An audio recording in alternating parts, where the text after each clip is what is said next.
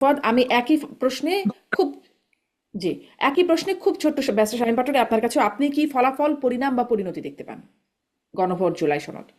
উম, আমি মনে করি এগুলো যেভাবে আইন করা হয়েছিল সেভাবে পাশ হওয়ার আমি কোনো সম্ভাবনা দেখি না। তবে আমি যেটা বলতে চাচ্ছিলাম, অবশ্যই সংবিধানকে অ্যামেন্ডমেন্ট করতে হবে এবং সেই জুলাই সনদের ভেতরে যে সংস্কার প্রস্তাবগুলো আছে সেগুলো পার্লামেন্টে বিল আকারে নিয়ে এসে তার মধ্যে বেশিরভাগই বিএনপির উচিত অ্যামেন্ডমেন্ট করা, এবং বিএনপির একটা সর্বদলীয় সংস্কার কমিশন করা দরকার, স্ট্যান্ডিং কমিটি করা দরকার পার্লামেন্টে।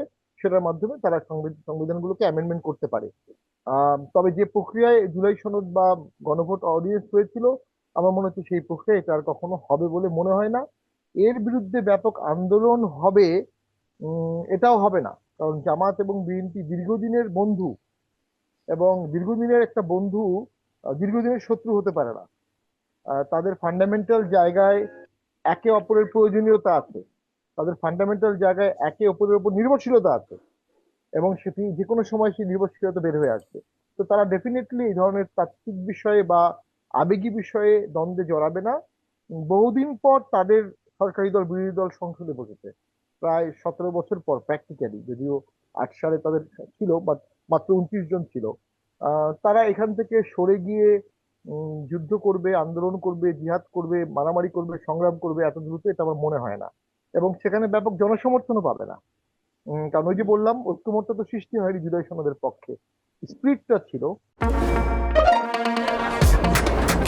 শুধুমাত্র সিটি ব্যাংকে অ্যাকাউন্ট থাকলেই করতে পারবেন গুগল পে, তাই অ্যাকাউন্ট খুলুন আজই।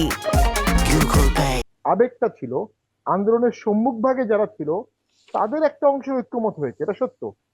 কিন্তু জনগণের প্রতিনিধিত্বশীল দলগুলো, জনগণের ঐক্যমতটা হয়নি।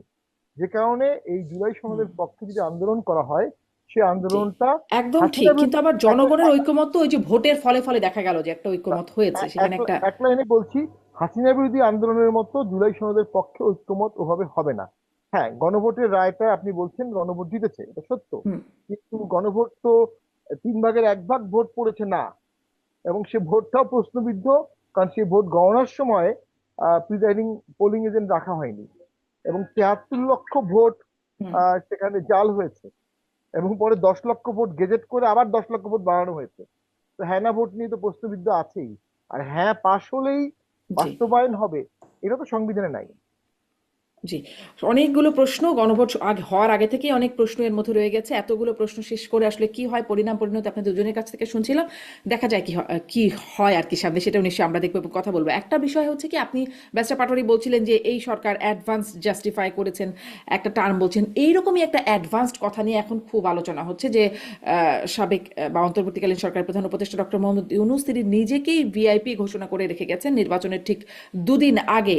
এরকম একটি ঘটনা, ব্যারিস্টার ফুয়াদ, আপনি নিশ্চয়ই দেখেছেন বিষয়টি, এবং দেখা যাচ্ছে সরকারি মুদ্রণালয়ের ওয়েবসাইটেও নেই, যেটি থাকবার কথা, এবং এটি নাকি সরকারি নির্দেশনায় গোপন রাখা হয়েছে বলছে কর্তৃপক্ষ। এই বিষয়টি আসলে কেমন হলো, মানে এটি বেশ আলোচনা এবং সমালোচনার জন্ম দিয়েছে, কেমন হলো বিষয়টি?